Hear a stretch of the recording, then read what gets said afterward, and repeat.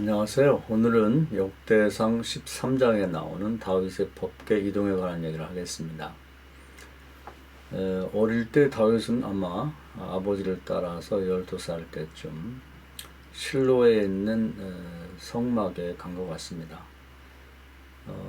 이스라엘은 율법에 의해서 12살 이상 된 사람들 1년에 3번은 성막에 가도록 그렇게 되어 있죠.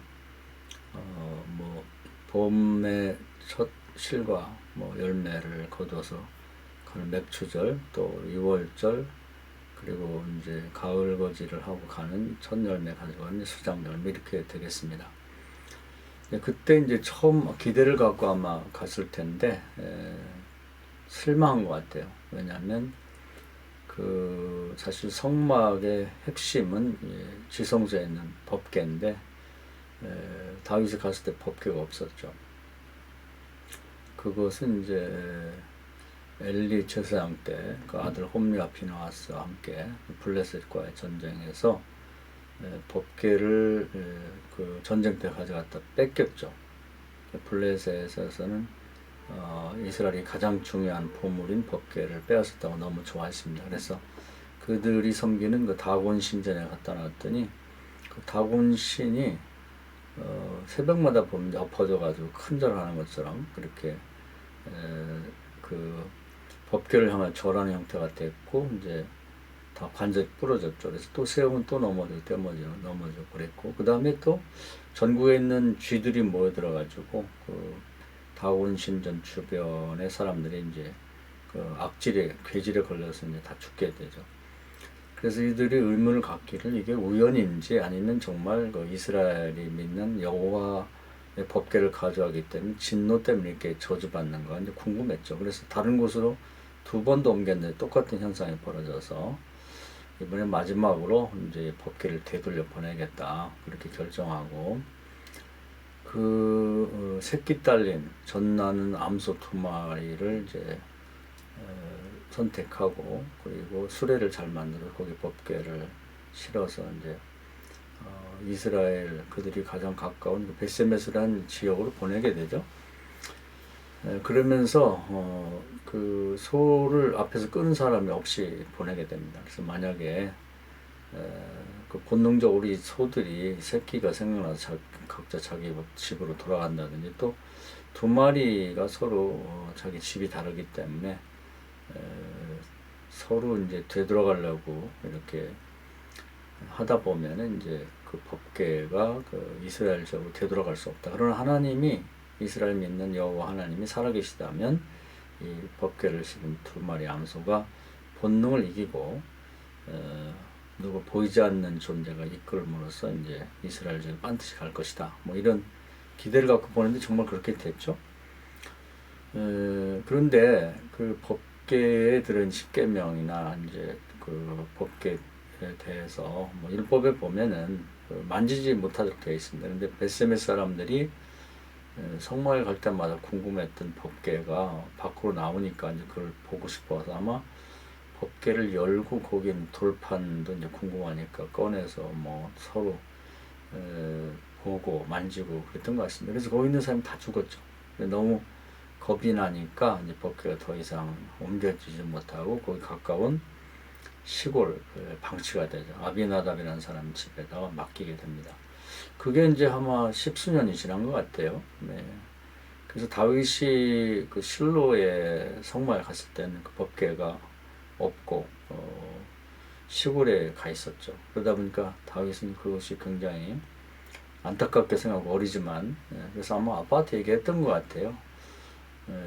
법궤가 없는 성막이 무슨 의미가 있느냐.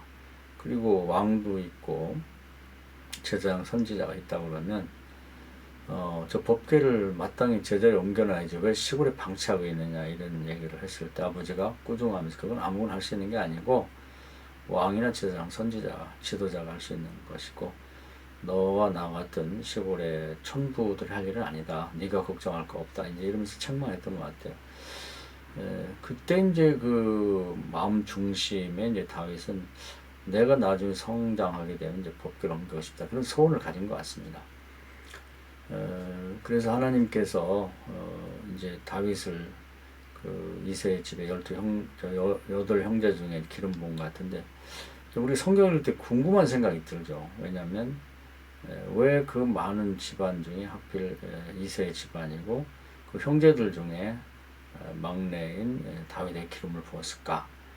그걸 한번 생각해 보면 그 대목만 읽어가지고 이해가 안 되는데, 이제 넓게 읽고 보면 이제 다윗의 마음 속에 그때 이제 법궤를 옮겨야겠다는 이제 마음을 가지고 있었기 때문에 그 중심이 형제들과 달랐다는 것이죠. 그래서 하나님의 생각은 다윗이 정말 하나님이 안타깝게 생각하는 법궤가 제자리를 찾지 못하고 방치되어 있는 것을 옮겨야겠다는 마음을 가졌을 때 그 마음을 보셨던 것 같아요. 중심을. 에베소 6장에 보면 하나님 기뻐할 일을 시험하라고 그랬는데 아마 그런 마음을 가졌던 것을 하나님이 보시고, 그리고 이제 내가 그걸 하겠다면 내가 너를 왕을 시키면 되지, 아마 그런 결론을 낸 것 같습니다. 사람의 가치는 외모가 아니고 그 사람이 마음 중심에 가진 소원이라고 할까요? 꿈이라고 봐야 되겠죠. 요셉 같은 경우도 보면 이제 똑같은 아버지 밑에 태어난 12 형제가 있었는데, 뭐 외모는 아버지 닮아서 비슷하겠죠. 그런데 형제들의 꿈은 뭐 목동의 목축업자의 아들이다 보니까 뭐 동네 아가씨들과 결혼하고 또 아버지로부터 이제 양을 좀 몇 마리 이렇게 분배 받아서 그래서 이제 따로 살고 싶은, 삶을 차리고 싶은 게 아마 꿈이죠. 소박한 꿈이죠. 뭐 그걸 나쁘다고 볼 수는 없죠. 그러나 요셉은 꿈이 좀 달랐죠. 대정치가가 돼서 어려움을 처한 많은 사람을 구하겠다, 이런 꿈을 가졌습니다. 그러니까 외모는 뭐 같은 아버지 밑에 태어난 사람인데 꿈에서 차이가 나죠. 그래서 그때 꿈을 이제 형제들이 질투하죠. 그래서 나중에 이제 요셉을 죽이려고 할 때 요셉이라는 그 외형을 죽이려고 하는 게 아니라, 외모를 보고 죽이려는 게 아니라 그 꿈을 죽이려고 하죠. 그래서 거기에 그런 얘기들을 합니다. 저 꿈꾸는 자가 왔는데 저놈을 죽이자. 그럼 집까지 깨 뭐 어떻게 꿈이 이루어지겠어? 뭐 그렇게 해서 꿈을 죽이려고 하는, 꿈을 질투하는 이제 이런 그 이야기와 대화를 나누는 걸 볼 수가 있습니다. 다윗도 마찬가지죠. 8 형제가 있는데 그 형제들도 뭐 요셉의 형제들과 유사한 소원을 갖고 있었겠죠. 그런데 이제 다윗만이 성막을 다녀와서 남단 형제들과 다른 꿈과 소원을 가졌고, 하나님께서 그 소원을 이루어주기 위해서 요셉을 애국으로 가가지고 필요한 그런 경험을 시켜 나중에 애국의 총리가 되게 하신 것처럼 이제 다윗도 그런 꿈을 이루어주기 위해서 어릴 때 기름을 부으시고 뭐 여러 과정을 통해 나중에 임금이 되게 만들죠. 그래서 그걸 어떻게 확인할 수 있냐면, 다윗이 왕이 된 다음에 나라가 어느 정도 안정되니까 이제 제일 먼저 한 일이 뭐냐면 이제 법궤 옮기는 일이죠. 그렇게 봤을 때, 이 양반이 꿈이 어릴 때부터 이런 것을 갖고 있었구나. 그런 점에서 하나님이 주목해 보시고 많은 가문 중에서 이세의 가문이고 많은 형제들 중에 다윗을 택했구나. 그걸 알 수가 있는 것이죠. 그래서 이제 다윗도 흥분하고 뭐 백성들도 늘 흥분했죠. 왜냐하면 법궤가 없는 성막에 갈 때마다 뭔가 허전하고 뭔가 잘못된 것 같고, 이걸 제대로 옮겨야 할 텐데 왜 이게 옮겨지지 않고 있나, 지도자들은 뭐하나, 이런 불만이 있었는데, 다윗이 이제 왕이 돼가지고 법궤를 옮긴다니까 국가적인 축제가 됐죠. 그래서 뭐 하여튼 다윗도 최대한 준비를 많이 시켰죠. 그래서 뭐 악단도 있고 뭐 제상 뭐 또 지도자들 그리고 이제 많은 백성들이 다 나와서 뭐 그 연도에서 환영하고 뭐 이런 준비가 철저히 됐습니다. 그리고 이제 그 아비나답의 집에서 그 아들들이 고생했는데 그 2명을 선발해서 택해가지고 그 수레를 잘 만들어서 앞에 소가 끄는데, 아요라는 청년이 아들이 이제 앞에 끌고 우사라는 아들이 뒤에서 이제 법궤를 이제 지키면서 많은 사람들이 바라보는 가운데 이제 다윗성을 향해 가죠. 그래서 출발은 좋았습니다. 그런데 중간에 오다가 타작마당을 만나는데 거기서 이제 소가 뛰기 시작하죠. 그래서 한번 성경을 보는 게 좋겠죠? 한번 보겠습니다. 역대상 13장입니다. 13장인데 제목이 하나님의 길을 옮기다 이렇게 되어 있고요. 그리고 이제 여기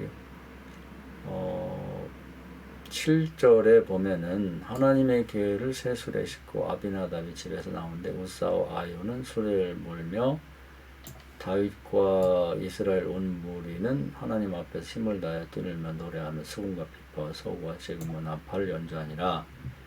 기돈의 타작마당에 이르러선 소들이 뛰므로 우사가 손을 펴서 개를 붙들었더니 이렇게 되어 있습니다.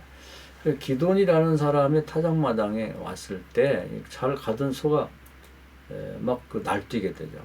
그러니까 앞에 소를 끌던 이 아요는 아마 소 고삐를 잡았을 것 같고 뒤에서 따라오던 우사는 엉겹결에 이제 그 법궤가 땅에 떨어져 갖고 이제 깨지면 큰일 나죠. 그러니까 이제 법궤를 손으로 잡았습니다.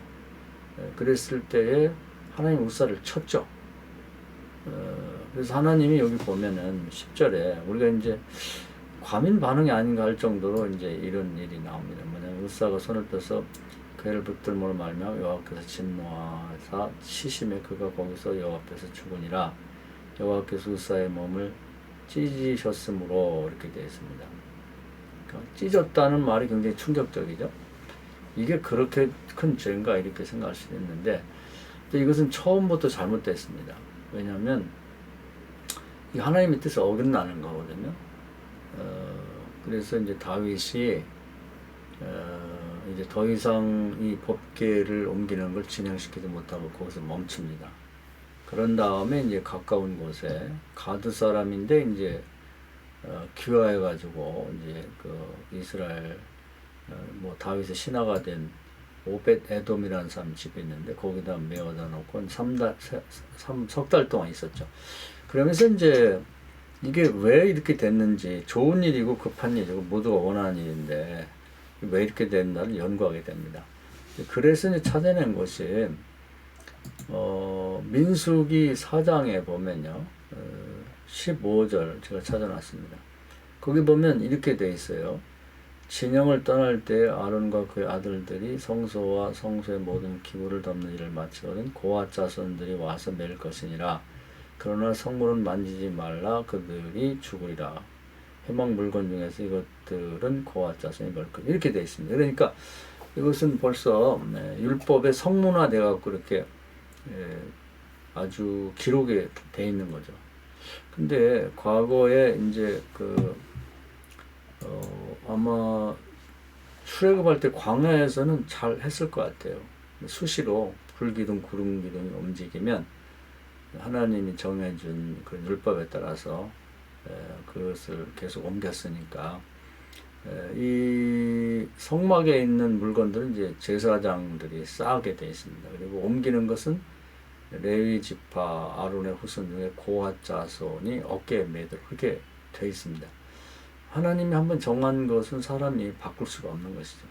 다윗이 조금 더 신중했더라면은 법궤를 옮길 때 이제 한번 제사장들이나 율법학자들을 모아서 어떻게 하는 게 좋을지를 아마 서로 상의하고 성경을 확인해서 했더라면 좋았을 것을 그렇게 하지 못했습니다. 워낙 좋은 일이고 급한 일이고 막 어릴 때부터 가졌던 소원이다 보니까 급한 마음에 화려하고 또 뭐 축제 분위기 속에서 법궤를 옮길 생각만 했지 법궤를 옮길 때 어떻게 옮기라는 그것은 생각하지 않았죠. 왜냐하면 가나안 땅에 정착한 이후에는 법궤를 옮길 일이 뭐 거의 없었죠. 그러다 보니까 이제 이 말씀이 그냥 덮여 있었던 거죠. 그래서 이스라엘 백성에게 이제 각인되어 있는 건 뭐냐면 역사적인 일 중에 그 법궤를 엘리사 때 블레셋에 뺏겼다가 뭐 하나님이 그들에게 저주를 내림으로써 그들이 자유에서 이제 법궤를 돌려보냈다. 이제 그것이 이제 역사적인 사실로 사람들에게 다 각인이 되어 있죠. 그러다 보니까 그때 이제 그 소 2마리가 끄는 수레에 실려왔던 것을 기억하고 법궤는 이제 소수레에다가 실어 옮기는 걸로 그렇게 막연히 생각했던 것 같아요. 그래서 더 멋지게 수레를 만들면 되겠다고만 생각했지 성경에서 어떻게 하라고 했는지를 확인을 못한 거죠. 우리가 이 대목에서 이제 실패하는 경우가 참 많습니다. 사회적인 경험, 또 전에 있었던 그런 일들을 참고해서 현재 하나님의 일을 처리하는 경우가 많은데 그건 백전백패하는 잘못된 짓입니다. 그것이 처음에는 뭐 그런 대로 잘 되는 것 같지만 마무리가 안 돼요. 중간에 이제 문제가 터지게 됩니다. 시편 146편에 보면요. 악인의 길, 악인이라는 건 성경에서 이제 하나님의 말씀을 어긴 사람들 통칭 악인이라고 합니다. 악인의 길은 하나님 굳게 하신다 그랬습니다. 끝까지 가지 못하는 거죠. 지금 다윗도 하나님 말씀 어기고 가다 보니까 이제 이게 일이 멈춰진 거죠. 길이 굽어진 것이죠. 3개월 동안을 이제 모든 그 서기관이라든 율법학자나 제사장들을 모아서 심의를 하면서 이게 왜 이런 일이 발생했는가를 따져보니까 이제 비로소 민수기를 발견하게 된 거죠. 그래서 민수기 4장 15절을 보면서 정말 무릎을 치면서 왜 이걸 몰랐을까 안타깝게 생각합니다. 이때의 경험이 다윗에게는 아주 큰 약이 됐죠. 그래서 이제 신명기 16장에 보면 왕들은 하나님의 말씀, 율법을 등사해서, 즉 복사해서 자기 앞에 놓고 늘 그걸 펼쳐가면서 이 나라를 다스릴 때 돌다리를 두드리며 건너는 것처럼 과연 하나님의 뜻은 무엇인가, 어떻게 하라고 했는지를 확인해 가면서 정치하게 되어 있는데, 그래서 여호수아 1장에도 그렇게 되어 있죠. 모세를 통해 주신 말씀을 다 지켜내라. 다라고 되어 있습니다. 하나라도 빠지면 안 되죠. 그러면 무엇을 하든지 어디 가든지 형통할 것이다. 그 다 지켜 행하라는데 다른 거 다 잘했는데 여기서 법궤를 매는 걸 다 지켜야 하는데 그걸 잘못 지켰더니 이제 일이 그만 중단된 걸 말했죠. 그래서 이제는 다윗이 그때부터 시편 1편의 고백이 나오죠. 하나님 말씀을 주야로 묵상했다. 그랬더니 시냇가에 심은 나무처럼 모든 일이 형통했다 하는 걸 시적인 표현을 하는 겁니다. 그런 노래가 이제 사실 시편 전체에 담겨 있다고 봐야 되겠죠. 그래서 다윗은 이제 죽을 때도 열왕기에 보면 자기 아들 솔로몬을 불러놓고 그런 얘기를 합니다. 뭐 유언할 게 많겠지만 첫 번째 하는 얘기가 내가 인생을 살아보니까 뭐 어릴 때는 시골 촌부의 자식이 없고 뭐 또 성장해서는 왕위에 올라서 왕의 역할도 했는데 하나님 말씀대로 행할 때는 다 잘 되더라. 신명기 정말 28장처럼 들어가도 나가도 복을 받는데 하나님 말씀 어기니까 또 역시 저주를 받아서 일이 멈춰지가 안 되더라. 그러니까 마음을 단단히 먹고 대장부가 돼서 오직 하나님 말씀대로만 살아라. 이런 유언을 남기게 되는 거죠. 아마 지금도 우리가 가장 중요하게 생각해야 할 대목이 이것일 것 같습니다. 성경 말씀이 어떻게 되어 있는지를 확인해서 산다 그러면 뭐 나가도 들어가도 복을 받는 건 당연하죠. 뭔가 안 된다 그러면, 일이 멈췄다 그러면, 굽어졌다 그러면 다윗처럼 그 자리에서 멈추고 되게 하나님 말씀에 뭐 어디에서 어긋났기에 이런 일이 발생했는지 확인하고 다시 출발해야 되는 거죠. 그렇게 안 하면은 뭐 옛날이나 지금이나 미래나 안 되는 것은 똑같다고 볼 수가 있겠습니다. 그래서 우리는 언제나 하나님 말씀대로 살아야 되는데 신명기 6장에 보면 그렇게 돼 있어요. 뭐냐면은 성경 말씀, 즉 뭐 대표가 돌비에 새겨진 십계명인데 그 돌비에 새겨진 것이 마음의 비석, 뭐 바울식으로 표현하면 신비에 새겨질 때까지 반복해서 공부해라, 이렇게 되어 있습니다. 그래서 아버지가 먼저 숙지하고 자식들에게 가르치기 위해서 계속해서 뭐 걸을 때든지 또 누웠을 때든지 앉아있을 때든지 하여튼 계속 반복해 가르침으로써 마치 정으로 돌을 쪼아대서 새겨지게 만들듯이 반복 교육을 통해 신비에 새겨지도록 만들어라. 그렇게 되면 무엇을 하든 어디 가든 형통할 것 이렇게 되어 있습니다. 지금도 이제 방법은 이것일 거라고 생각합니다. 그리고 강론, 이제 내용을 설명하는 것뿐 아니라 뭐 이렇게 눈에도 보이 시청각 교육을 할 수 있도록, 그래서 일부러 다윗으로 옥죄르기도 하고, 또 뭐 문설주에 그 말씀을 꼽아놓고 들락날락면서 보기도 하고, 손목에 메고 또 이마에도 이렇게 매달아서 수시로 빼보고 이렇게 하라고 말하고 있습니다. 그것이 인생을 형통하게 사는 이제 비결이기 때문에 그렇습니다. 오늘은 이제 법계 이동에 관한 얘기를 했는데요. 다윗은 그때 큰 경험을 하고 나서 그 다음부터는 다시는 하나님 말씀을 소홀히 생각하지 않고 자기 생각대로 하지 않기로 결심한 것 같습니다. 그래서 결국 이제 한 번 더 보겠는데요. 다윗이 나중에 이제 법궤를 옮길 때,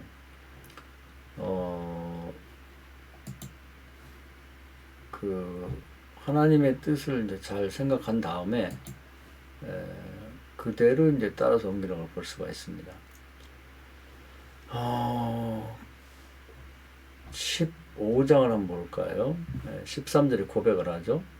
전에는 너희가 매지 아니하였으므로 우리 하나님 여호와께서 우리를 찢으셨으니, 이렇게 되어 있습니다. 그러니까 고아 자손이 어깨에 매야 되는데 소가 끌었기 때문에 그런 얘기입니다. 여호와께서 우리를 찢었다. 뭐 대표적으로 이제 우사를 찢었지만 사실은 거기 참여한 사람 모두를 다 찢은 거랑 마찬가지죠. 이는 우리가 규례대로 그에게 구하지 아니하였음이라. 이에 제사장들과 레위 사람들이 이스라엘 하나님 여호와의 길을 메고 올라가려 하여 몸을 성실하게 하고, 모세가 여호와의 말씀을 따라 명령한 대로 레위 자손이 채에 하나님의 길을 끼워 어깨에 매니라, 이렇게 되어 있죠. 그런 다음에 이제 제대로 옮겨졌고요. 그리고 이제 이것이 경험이 돼서 약이 돼가지고 그 후에는 이제 혹시나 또 확인하지 않고 실수할까봐 말씀을 이제 주야로 묵상하면서 또 하나님이 어떻게 하라고 했는지를 확인하면서 가는 그런 인생을 살았기 때문에 다윗의 삶이 나가도 들어가도 복을 받고 자식도 농사도 뭐 가축도 잘 되는 삶을 살았다. 그 외에도 이제 문제가 있었지만 이제 그것도 알고 보면은 이제 율법을 어겼을 때 이제 다 문제가 발생하라고 볼 수가 있습니다. 오늘은 여기까지 말씀드릴 텐데요. 우리의 인생을 어떻게 살 것인가, 아무리 급하고 좋은 일도 결국 하나님이 기록에 남긴 말씀대로 사는 것만이 성공의 첩경이 되는 거고, 아무리 급하고 좋은 일처럼 보여도 하나님 말씀과 어긋나는 건 그것은 이제 저주받게 되고 일이 중단되게 된다는 걸 보여주겠습니다. 이 말씀 은혜가 되시기를 바랍니다. 감사합니다.